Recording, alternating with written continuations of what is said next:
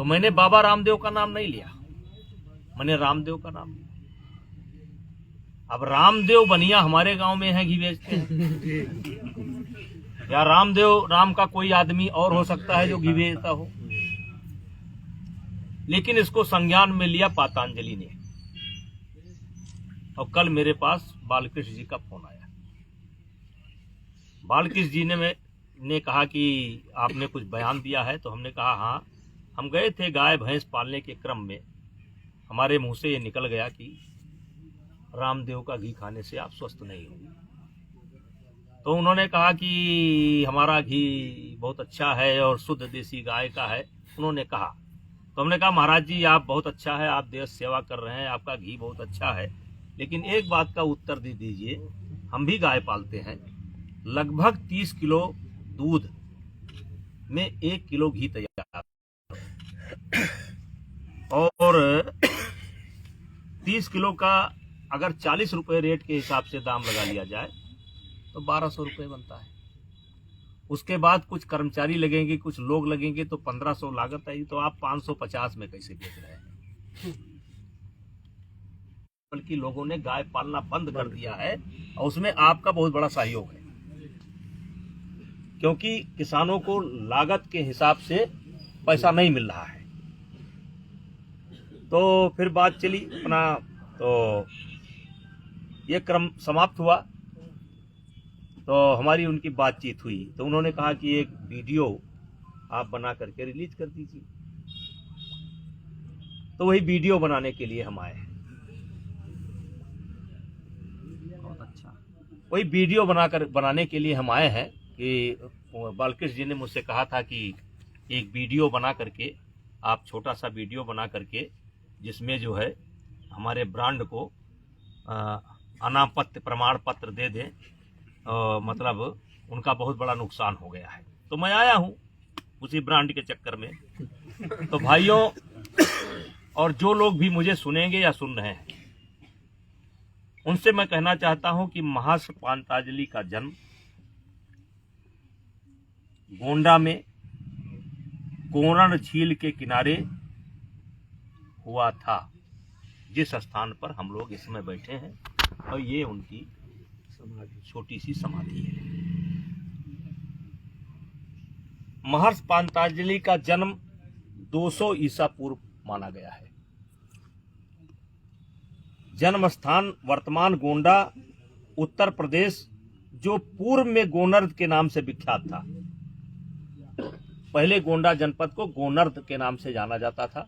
अब आपको पता होगा, जब मायावती जी ने गोंडा का नाम बदल करके लोकनायक जयप्रकाश नारायण किया था, तो मैंने एक बहुत बड़ा आंदोलन खड़ा किया था, और गोंडा की जनता हमारे साथ थी, और अटल जी की कृपा से गोंडा बना रह गया। और उस समय गोनर्द का इतिहास मैंने निकाल करके गोंडा की जनता को बताने का काम किया था। आज उसी स्थान पर हम हैं।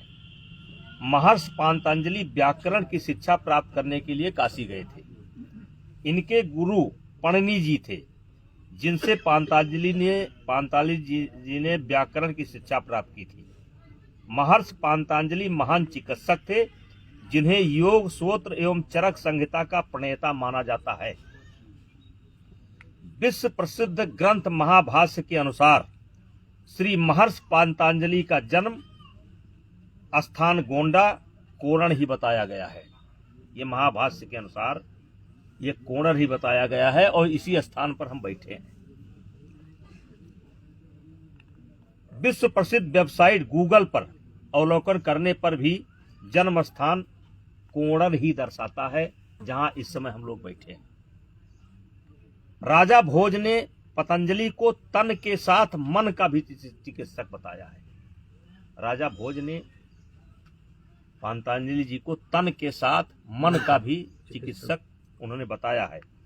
चित्त शुद्ध के लिए योग सूत्र, वाणी शुद्ध के लिए महाभाष्य, और शरीर शुद्ध के लिए चरक संहिता आदि की रचना पतंजलि ने की थी। भर्तृहरि, कैपट, राजशेखर आदि सभी विद्वानों ने भी पतंजलि जी का जन्म स्थान गोनर्द ही उल्लेख किया है। महर्षि पातंजलि जी को शेषनाग का अवतार भी माना जाता है।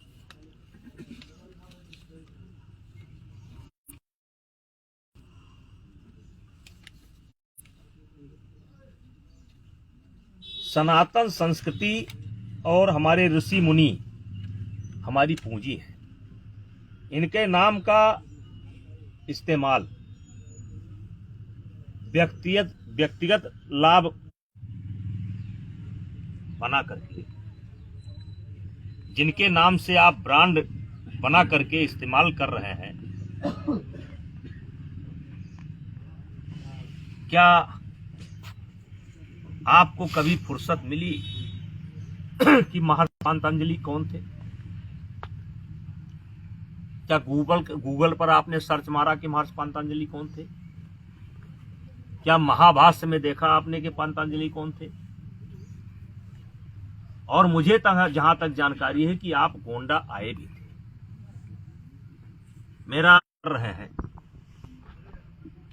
क्या आपको कभी फुर्सत मिली कि जिनका नाम जप करके आप अरबपति हो गए, खरबपति हो गए, दिन दुगुना, 4 गुना, 5 गुना, 6 गुना, 7 गुना, 8 गुना आप बढ़ते जा रहे हैं? क्या आपको कभी मौका मिला कि यहाँ आए? और मैं पूछना चाहता हूं कि आपको अधिकार क्या है इस नाम का इस्तेमाल करने का? किस अधिकार से आप इस्तेमाल कर रहे हैं? इस नाम का इस्तेमाल आप किस अधिकार के साथ कर रहे हैं? उनकी जन्मभूमि के लिए आपने किया क्या है? जन्मभूमि के लिए आपकी करने की योजना क्या है? और जहां तक जो लोग भी मुझे सुनेंगे या सुन रहे हैं, मैं उनको बताना चाहता हूं, ये जिस धरती पर हम बैठे हैं इसका नाम है गोंडा, और प्राचीन में नाम था इसका गोनर, और ये अयोध्या राज्य का ही क्षेत्र रहा है। गोनर शब्द की उत्पत्ति मानी जाती है कि अयोध्या राज्य की गौएं यहां चरती थी, और यह भी माना जाता है गऊ रहती थी, और कुछ जंगलवासी जैसे थारूवाद कुछ गरीब लोग रहते थे, और यहां पर या तो संत रहते थे, यहां तो सन्यासी रहते थे, यहां तपस्वी रहते थे। मतलब गऊ और संत और ऋषि मुनि और जंगल में रहने वाली जातियां। अब जैसे गोंडा में एक नहीं दर्जनों ऐसे महापुरुषों की कर्मभूमि और जन्मभूमि रही है। जैसे पसका पे महाकवि तुलसीदास जी का जन्म और उनके द्वारा रामचरित मानस का निर्माण, बालाग ऋषि 12 भगवान का अवतार, शक्तिपीठ देवी पाटन मंडल, देवी पाटन, खैरा भवानी। वैसे तो पूरे गोनाथ की धरती श्री राजा दशरथ की है, जिसमें एक नहीं सैकड़ों ऋषि मुनियों ने अपना जीवन बिताया है। बहराइच, बलरामपुर और श्रावस्ती को हम इसी का अंग मानते हैं, और सबको मिला दें तो ये धरती देवभूमि है। दुनिया भर के लोग आज वेल्थ से ज्यादा हेल्थ पर अपना ध्यान केंद्रित किए हैं। हेल्थ पातंजलि के योगा सूत्र और दैनिक जीवन चर्चा को अपनाकर ठीक रखा जा सकता है, यह अकाट सत्य है। पतंजलि के बताए इन्हीं योग सूत्र का इस्तेमाल बाबा रामदेव और आचार्य बालकृष्ण ने पतंजलि नाम को अपना ब्रांड बना करके बहुत बड़ा एम्पायर देश के और विदेश के अंदर खड़ा किया है। मुझे उनके साम्राज्य खड़ा करने पर कोई विरोध नहीं है, मुझे उनके साम्राज्य खड़ा करने पर कोई विरोध नहीं है, क्योंकि पतंजलि एक ऋषि थे, संत थे, और भारत की शान थे और रहेंगे। लेकिन उनके नाम पर घी, उनके नाम पर तेल, उनके नाम पर साबुन है, उनके नाम पर मसाला, उनके नाम पर अंडरवियर, उनके नाम पर कस्टूम, उनके नाम पर हाफ पैंट। तो महाराज जी ये क्या है आपका? कि ये बात छोटी नहीं, बहुत बड़ी बात बनेगी। मैं सबसे हाथ जोड़ करके विनती करना चाहता हूं, जो लोग भी सुने हैं या सुनेंगे, वो एक बार महर्षि पातंजलि के जन्मभूमि पर अवश्य आवे। ये अयोध्या से मात्र उस महर्षि पातंजलि की ये जन्मभूमि की दुर्दशा है। हमारा उनसे कोई शिकायत नहीं है, हम उनसे कोई अपेक्षा नहीं करते। हम लोग साधारण आदमी हैं। हम लोगों ने गोंडा की जनता के सहयोग से 2-4 मंदिर हमने ठीक किए हैं। जैसे पसका का मंदिर हम लोगों ने ठीक किया, हमने जो है चंद्रनाथ जी का मंदिर ठीक किया, हमने पहलवान वीर बाबा का मंदिर ठीक किया। हम ठीक कर लेंगे। और आज हम शपथ लेते हैं यहाँ से कि जैसे महर्षि पातंजलि की प्रतिष्ठा थी और जैसा उनका स्वरूप है, वैसे हम गोंडा के लोग, हिंदू मुसलमान सब, क्योंकि इसमें तमाम मुसलमान भी ऐसे हैं जो उनके भी पूर्वज कहीं ना कहीं पातंजलि थे। हम गोंडा वासी, बलरामपुर वासी, चूंकि गोंडा बलरामपुर वासी या देवी पाटन मंडल वासी, हम इनके प्रतिष्ठा के अनुरूप मंदिर बना करके बाबा रामदेव को दिखाएंगे। लेकिन एक सवाल पैदा होता है कि आप जो है ये चड्ढी बनियान बेचते हैं, इसमें पातंजलि जी का इस्तेमाल क्यों करते हैं? क्या हक बनता है? किसने आपको यह हक दिया है? और तो आपके हाथ से तीर निकल गया। अब तो आप कुछ करना भी चाहें तो आपके लिए सब बेकार है, क्योंकि आप यहीं गोंडा आए और आकर के यहां नहीं आए। और रहा सवाल आपके घी का, तो आप बेचे, मुझे कोई आपत्ति नहीं। आपका घी असली है कि नकली है, ये फैसला जो लेबोरेटरी है भारत सरकार की, उत्तर प्रदेश सरकार की, उत्तराखंड सरकार की, उसको करना है। मेरे पास कोई लेबोरेटरी नहीं कि मैं जांच करूं। लेकिन हाँ, ये आम चर्चा जरूर है कि आपका घी ज्यादा दिन टिकता नहीं है। ये आम चर्चा है, ये टिकता नहीं है, बहुत जल्द खराब होता है।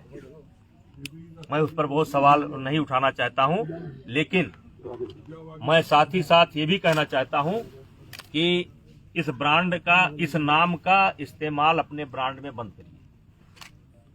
आप अपने नाम से अपना ब्रांड बनाइए।